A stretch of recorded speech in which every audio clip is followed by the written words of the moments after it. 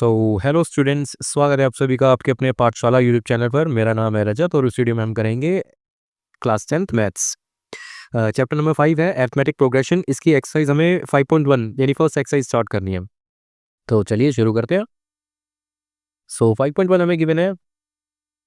5.1 का first question हमें given है, in which of the following situations does the list of the numbers involve make an arithmetic progression and why. ठीक है। सो पहले वाली videos में हमने ऑलरेडी देख लिया था कि एपी होने के लिए बस एक कंडीशन जरूरी है, विच इज डी का कांस्टेंट होना है ना। D must be constant. Constant बोले तो डी हमेशा, अच्छा, डी होता क्या है? ये डी होता है हमारा कॉमन डिफरेंस, यानी किसी भी दो टर्म के बीच का डिफरेंस। अगर कोई भी दो टर्म उठाते हैं हम, ठीक है, अगर इक्वल डिफरेंस आ रहा है दोनों का तो वो एक अरिथमेटिक प्रोग्रेशन होगी, अदरवाइज नहीं होगी। ठीक है। सो स्टार्ट करते हैं। पहला पॉइंट हमें दे रखा है, पहला पार्ट है, the taxi fare after each kilometre when the fair is 15 kilometre for the first kilometre and 8 for the additional kilometre. तो क्वेश्चन हमारे पास ये कहता है कि जो एक टैक्सी है, टैक्सी का जो फेयर है, फेयर यानी किराया, after each kilometre when the fair is 15 for the first kilometre, यानी पहले किलोमीटर के लिए कितने रुपए लगते हैं? ये लगते हैं हमारे 15 रुपए। ठीक है। और अगर मेरे को एक और किलोमीटर जाना है, प्लस 1 किलोमीटर करना है, तो मेरे को 8 रुपये और देने पड़ेंगे। एक और किलोमीटर जाना है तो और 8 रुपये देने पड़ेंगे, और 8 रुपये देने पड़ेंगे, और 8 रुपये देने पड़ेंगे, है ना, और सब्सिक्वेंट किलोमीटर्स के लिए। सो बेसिकली ये हमें वैसे तो देखते ही समझ में आ रहा है कि ये एपी है, क्योंकि 8 से किराया बढ़ रहा है, 8 रुपये से। ठीक है। अगर मैं इसको लिखना चाहूँ तो कैसे लिखूंगा कि ये फर्स्ट पार्ट हो गया हमारा, the fair for the first kilometre, for the first kilometre जो है वो हमारा 15 रुपीज़ है।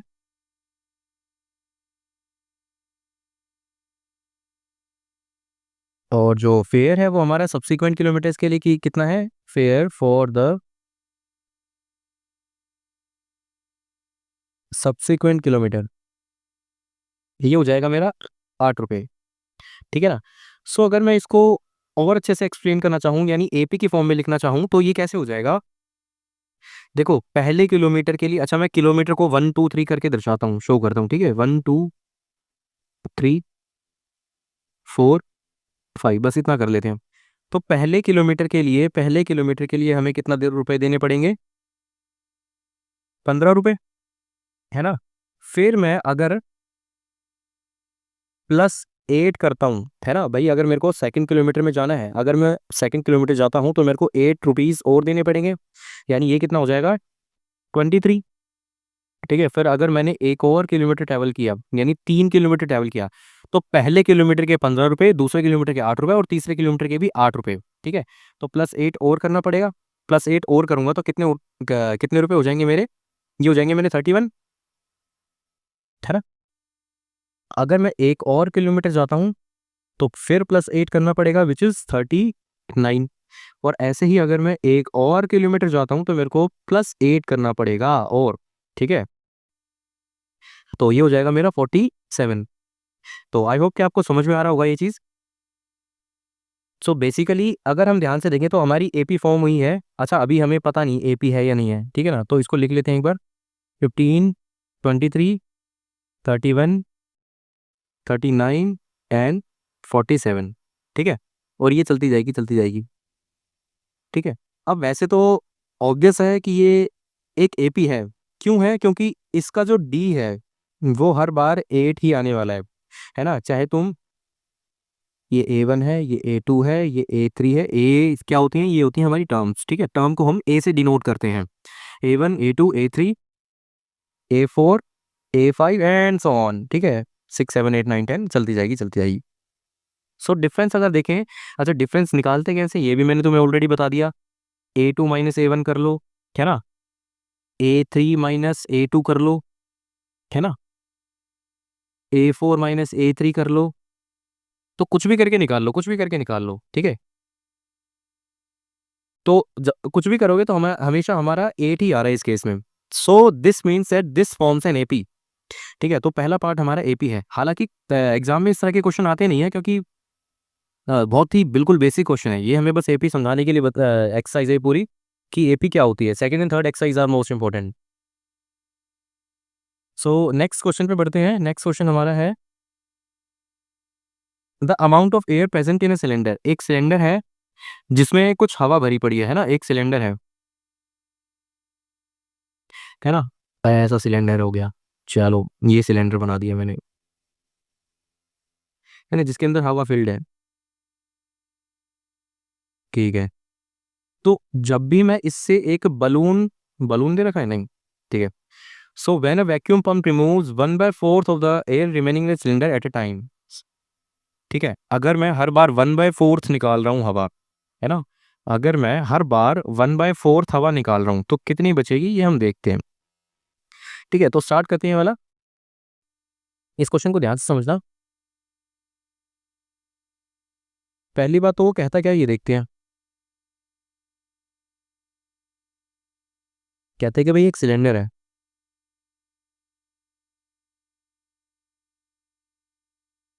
है ना,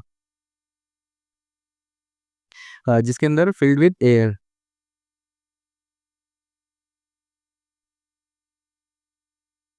ठीक है, अब वो कहता है कि जब भी मैं इसमें से कुछ हवा निकालता हूँ, some amount of air if I remove from that cylinder, the amount of air left is what. अगर मान लो भाई सिलेंडर के अंदर 1 पार्ट ऑफ एयर थी टोटल, है ना, कंप्लीट 1 एयर थी, और हर बार जब भी मैं चलाता हूँ तो 1/4 एयर ही निकलती है।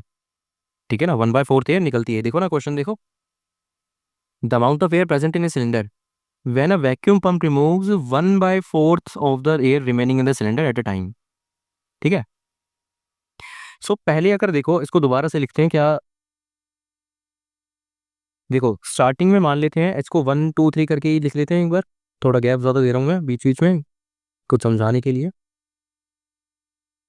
ठीक है, सो लेट्स से कि भाई पहले स्टार्टिंग में 1 एयर थी, 1 अमाउंट ऑफ एयर थी। ठीक है ना, इसको वी मान के भी कर सकते हैं। वी मतलब volume, the volume of air present in cylinder.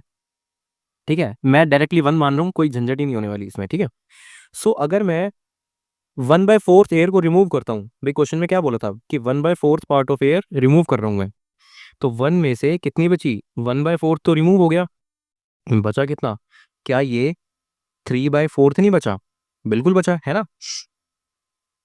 और अब देखो दोबारा, अभी अगर मैं एक और बार देखो, ऐसे लिख लेते हैं इसको। ये लो,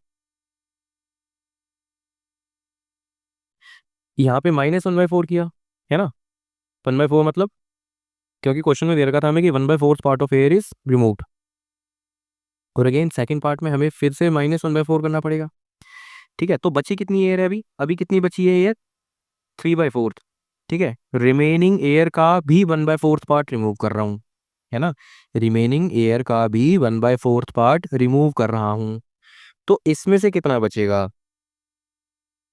अगर मैं इसमें से भी 3/4 का 1/4 निकालूंगा तो इतना माइनस करूंगा मैं। ठीक है ना,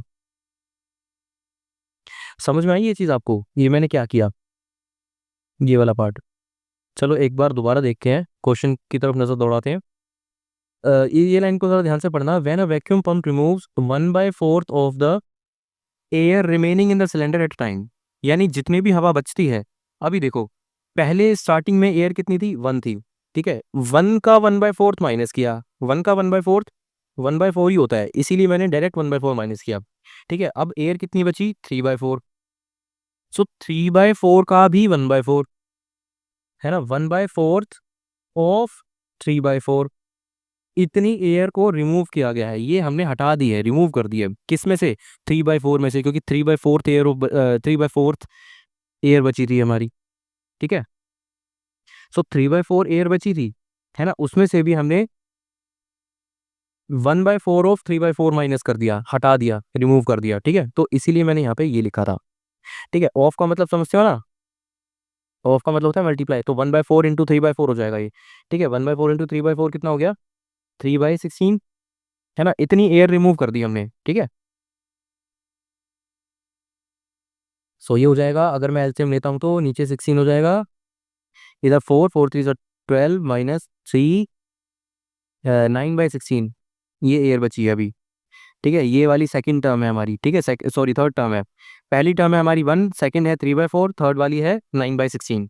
ठीक है, फोर्थ देखते हैं। फोर्थ में क्या करेंगे हम, भाई 9/16 बची हुई थी यार, अब उसमें से भी इसकी 1/4 माइनस करनी है, 9/16 की 1/4। अब समझ में आई मैंने क्या किया? ठीक है, सो 9/16 माइनस 9/64।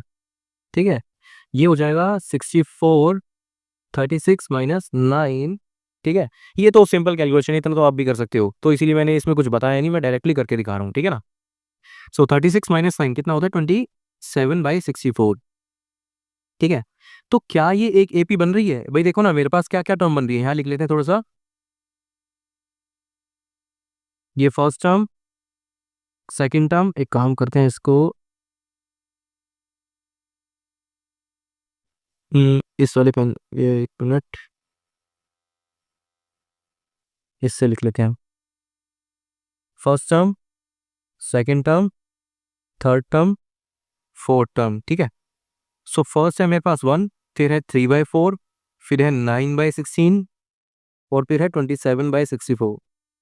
ठीक है, अब हमें ये चेक करना है कि क्या ये एपी है भी या नहीं भी है। अब एपी चेक करने के लिए कैसे करेंगे, सेकंड टर्म में से पहले वाली टर्म माइनस कर दो, या फिर इसमें से ये वाली माइनस कर दो, या फिर इसमें से ये वाली माइनस कर दो, है ना। लेकिन हमें 2-3 बार करके चेक करना पड़ेगा, तो तीनों को एक बार चेक कर लेते हैं। ठीक है, तीनों का क्या, दो को चेक करके हमें पता लग जाएगा। सो अगर मैं 3/4 -1 करता हूँ तो मेरे पास आएगा कितना, -1/4, है ना, -1/4। लेकिन अगर मैं 9/16 में से 3/4 माइनस करता हूँ तब भी क्या मेरा यही आएगा, है, तब भी क्या मेरा यही आएगा। देखते हैं, ये हो जाएगा मेरा 9/16 माइनस 12/16 हो जाएगा ये, है ना, जो कि होता है मेरा 3/16 माइनस का। अब 1/4 आ रहा है इधर डी, और इधर का डी आ रहा है -3/16, है ना। पहला आ रहा है -1/4, दूसरा आ रहा है -3/16। डी तो अलग अलग हो गया, अगर डी अलग हो गया तो ये एपी कैसे हुई? So this does not form an AP. So जो ये जो सेकंड वाली स्टेटमेंट है हमारी, the amount of air present in a cylinder when vacuum pump removes from the fourth of the air remaining in cylinder at a time, ये हमारी AP नहीं है। ठीक है, आई होप कि आपको समझ में आया होगा।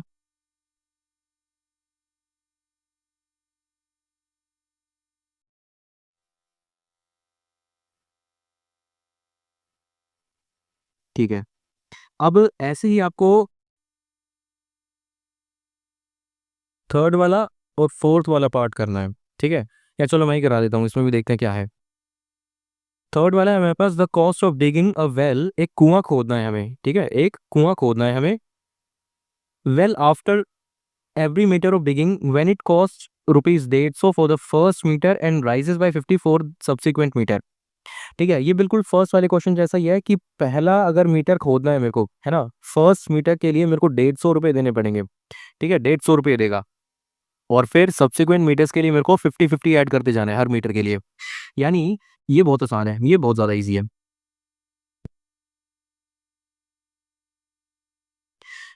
थर्ड पार्ट, अब इसमें डायरेक्टली लिख देते हैं, स्टेटमेंट वगैरह लिखने की कोई जरूरत नहीं है, क्योंकि इसमें काम भी नहीं है स्टेटमेंट का, आते भी नहीं है ऐसा, तो मैं डायरेक्टली बस आपको बता रहा हूँ। तो फर्स्ट अगर मीटर हमें खोदना है, डिग करना है, तो हमें ₹150 देने पड़ेंगे, है ना। अगर सेकंड मीटर पे जाना है तो मेरे को +50 और देने पड़ेंगे, यानी टोटल 200 हो जाएगा। ठीक है, फिर थर्ड मीटर खोदना है तो +50 और करना पड़ेगा मेरे को, विच इज़ 250, और फिर ऐसे ही ये हो जाएगा 300। ठीक है, सो 150, 200, 250, 300 देखें तो 50-50 का गैप है, 50 से राइज हो रही है ये पी। ठीक है, अगर डी सेम है यानी डिफरेंस सेम है, which is 50 in this case, है ना, इस केस में 50 है, तो इसका मतलब है ये एपी है। Yes, it forms an AP.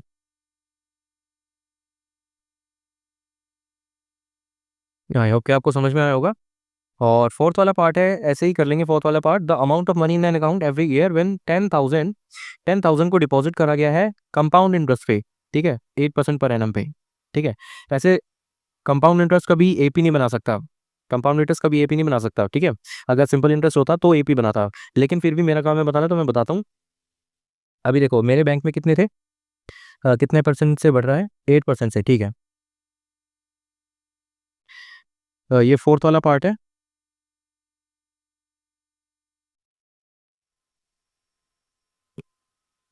ठीक है, फोर्थ वाला पार्ट। तो मेरे बैंक में थे 10,000, ठीक है, 10,000 थे।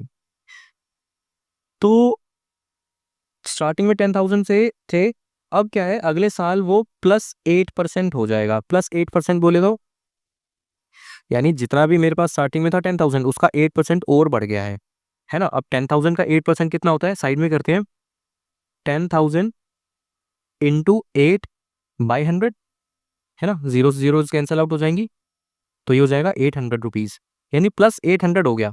+800 मतलब 10,800 हो गया, ठीक है, 10,800 हो गया। अभी देखो कंपाउंड इंटरेस्ट है, कंपाउंड इंटरेस्ट का मतलब क्या हो गया, अभी जितना अमाउंट है उस पे इंटरेस्ट लगेगा, है ना, यानी 10,800 पे ही मेरे को 8% और मिलेगा। भाई हर साल कितना इंटरेस्ट मिल रहा है मेरे को, 8% का, तो 8% मिलेगा, 10,000 पे नहीं मिलेगा। कब मेरे को मिलेगा, 10,800 पे, है ना, क्यों, क्योंकि कंपाउंड इंटरेस्ट है। सिंपल इंटरेस्ट होता तो सिर्फ 800 बढ़ता रहता हर साल के लिए, ठीक है, लेकिन ये सिंपल इंटरेस्ट नहीं है, यहाँ पे स्पेसिफाई कर रखा है क्वेश्चन में हमें कि ये कंपाउंड इंटरेस्ट है, ठीक है। सो +8% करना है किसका, 10,800 का। तो 10,800 का 8% कितना होता है, जीरो से जीरो कैंसिल हो जाएंगी, और ये हो जाएगा 864, ठीक है। तो +864 करना है, कितना हो जाएगा ये प्लस, ये ऐसा कुछ आएगा, ये एक मिनट कर लेते हैं, 10,800, 4, 6, 8, 8, 16, 1664, 1664,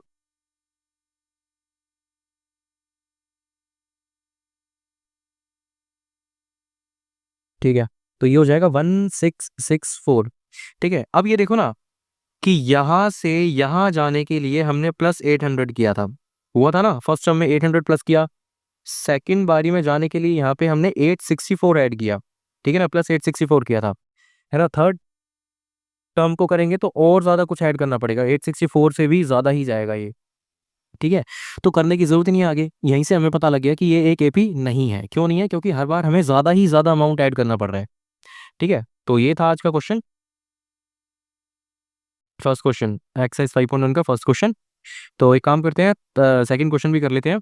सेकंड क्वेश्चन भी इजी है, क्या कहता है सेकंड क्वेश्चन हमें, सेकंड क्वेश्चन देखो, first 4 terms of an AP लिखनी है व्हेन द फर्स्ट टर्म ए और कॉमन डिफरेंस डी हमें गिवन है, ठीक है ना। सो पहला पार्ट है हमारा,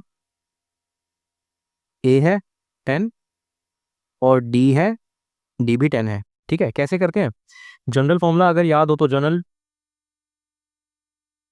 जनरल फॉर्म अगर याद हो एपी की, तो कैसे होती है, ए होती है पहली टर्म, फिर होती है A+D सेकंड टर्म, ये याद हो तो A+2D थर्ड टर्म होती है, A+4D फोर्थ टर्म हो जाएगी, है ना। फोर्थ टर्म ही लिखनी थी ना, फर्स्ट 4 टर्म्स, ठीक है। सो पहली टर्म तो ए ही होती है विच इज 10, पहली टर्म तो ए ही होती है विच इज 10, ठीक है, ये हो गई 10, ठीक है। सेकंड टर्म हो जाएगी 10+D, डी कितना है 10, तो 10, ठीक है। थर्ड ए, ए यानी 10+2D, 2 × 10, और फोर्थ टर्म हो जाएगी 10 प्लस, अच्छा एक मिनट, यहाँ पे मैंने 4D लिख दिया ना, ये हमारा 3D हो जाएगा, ठीक है। 10+3 × 10, सो ये 10 + 10 20, ये हो जाएगा हमारा 2 × 10 20 + 10 30, और फोर्थ वाली टर्म हो जाएगी हमारी 40, ठीक है। सो ये एक एपी बन गई हमारी। तो ये तो बहुत आसान क्वेश्चन था, ये बहुत ही ज़्यादा इजी क्वेश्चन था। अभी काम करते हैं, मैं आपको फोर्थ वाला पार्ट करवा देता हूँ, फिर आपको करना है हमारा सेकंड वाला, थर्ड वाला और फिफ्थ वाला, ये आपके लिए होमवर्क है, ठीक है। एक्सरसाइज है हमारी 5.1, क्वेश्चन नंबर 2, है ना। पार्ट्स हैं उसके second, third and fourth part, ये आपको होमवर्क में करके लेके आने हैं, है ना, ये आपका HW है, होमवर्क है।